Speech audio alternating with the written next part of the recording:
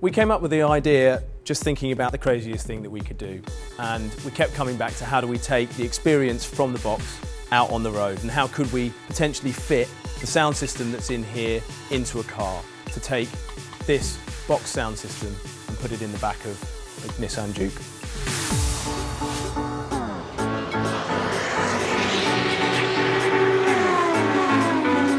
The amazing thing about Le Mans is, one, that around 250,000 people go to watch it every year, but secondly, it is just one long party over the whole weekend.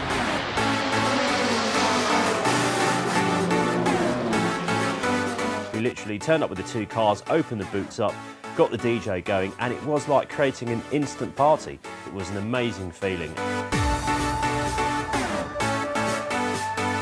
It was literally more awesome than you could ever think. Those two Juke cars kitted with some big old stinky speakers and the perfect DJ set up for us, and we knew we were going to rock it, and yeah, it was heavy.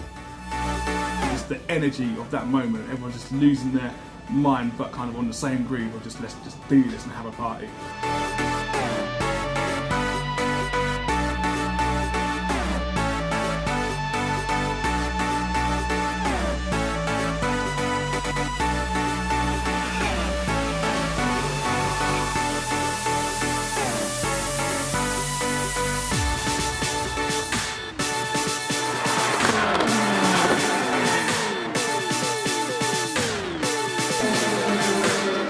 Someone tells you they've got speakers built into a car, you're automatically thinking there's going to be like a 12-inch subwoofer in the back of a boot, and it wasn't.